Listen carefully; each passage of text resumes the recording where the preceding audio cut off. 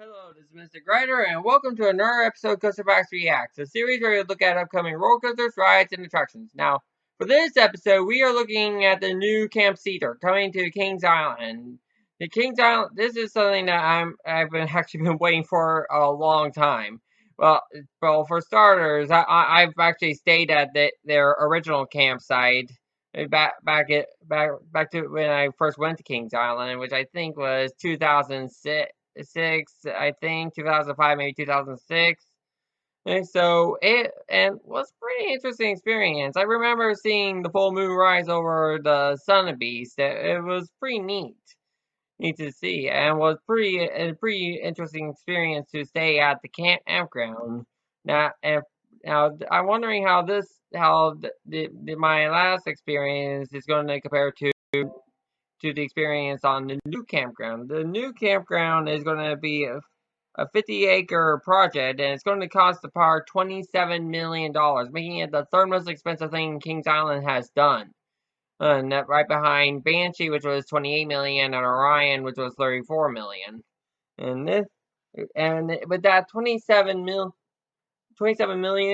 they're getting 73 cottages, which basically are another way of saying cabins, and with an additional 100 cottages that are going to be added on late in the not so distant future, so probably in the next year or so. It's also going to have 164 full-size RV spaces, which each one I'm pretty sure is going to. Right, each one's going to be featuring a fire pit, a grill, as well as a picnic tables. So general accommodations. And from what I also speculate, if it's going to be for RVs, it's also going to be featuring electricity. And so you can plug in your RV if you have an RV. As well as, from what I heard, also going to have. The place is also going to have Wi-Fi. But aside from that, it's also going to have a Grand Lodge, which is going to have indoor and outdoor restaurants, bars, shops, exercise facilities, and an expansive fireplace. So a very large fireplace inside the Grand Lodge. It's also going to have a large pool complex that's going to have a family fun pool, water, which will feature water play areas, as well as there's going to be other areas that are going to be exclusively for adults, which I think will also be connected. Which one thing I'm hoping for is that they're going to have a swim up bar in the adult exclusive areas. As I have not seen that done. I don't know if that's going to happen. This part is just speculation on my end, but if it does have a swim up bar, I just think it'll be pretty cool. Which essentially what a swim up bar is that it's a bar that you can literally swim up to. There are usually seats that are in the pool, so you don't have to get out of the pool to go to the bar, which is actually really cool. I've seen it a couple times, and I think it'll be neat if it would have it. I don't know if it is. It's just, once again, just speculation. It's also going to have. There's also going to be walking trails going throughout the campground, and as well, it's also going to feature ponds, bathhouses, as well as laundry facilities. So basically, all your accommodations are it's going to have all the accommodations needed to be able to stay at the campground. You're not going to have to worry about bringing in like a week's worth of clothes. You can bring a few days and do laundry while you're there, or if something that, or along with the pond, if you have little kids and they somehow get into the pond, you don't have to worry about bringing extra clothes for them. That you can just get your laundry services done. Although again, this is speculation, but I'm pretty sure the laundry facilities are probably going to have an upcharge on them. Another thing I am just speculating on it, and I hope really does happen, is that it says that it's going to be less than a mile from the park entrance, but I'm pretty sure there's going to be some sort of shuttle service that the park's going to be providing, so you don't have to drive or walk to the park. Or you could just wait at a shuttle station, get on the shuttle bus, which will take you directly to the front entrance. and that would definitely help out a lot, and would be a cool thing to have it for the park. And would definitely save money for so you don't have to park your car in two places. Especially if you don't have a gold or platinum pass, where with those parking is usually included. On that note, let's get into the video. The video is from the local news site area. Here we go.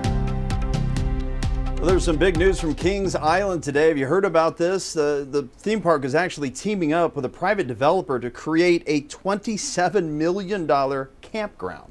And I'm so happy that consumer reporter John Matarese has new Kings Island information to report. He's telling us that this won't be your dad's old-style campsite, but something much more.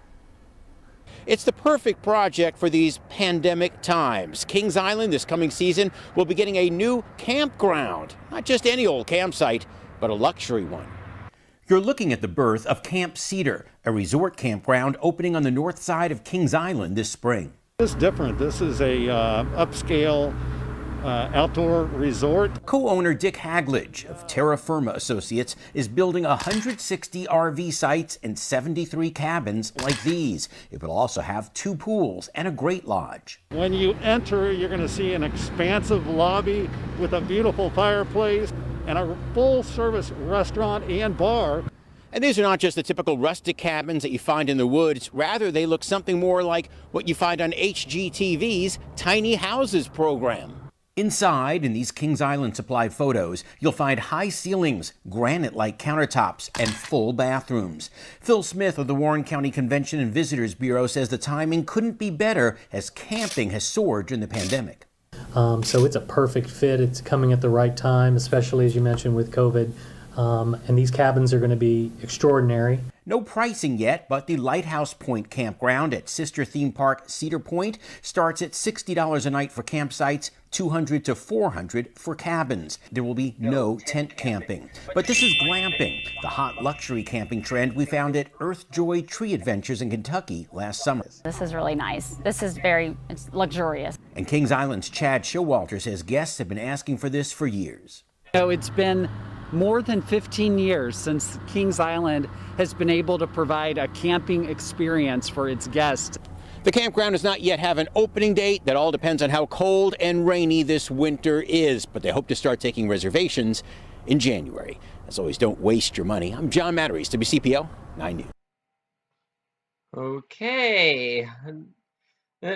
Okay, that is something. It really is an amazing experience. I am pretty excited to see the campground and the new campground. Again, as they put it, it's going to be a glamping experience, which is a for those who don't know, it just basically just means glamorous camping. Is what it means. Which I am wondering, although I'm a bit of a disappointment that it's not going to be offering services for tents, but I'm hoping to maybe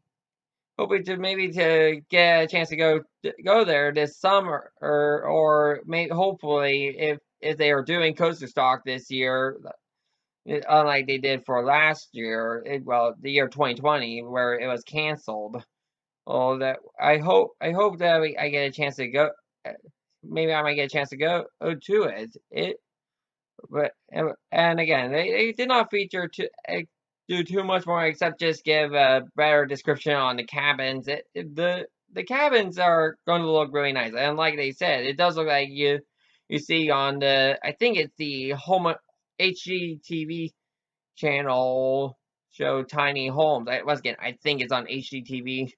You don't quote me on that, but Tiny Homes, which basically just is a show about all these people are trying to build a home in this super small building.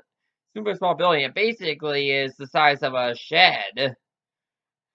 So basically, ultimately, these cabins are not going to be that big, but are going to be really nice.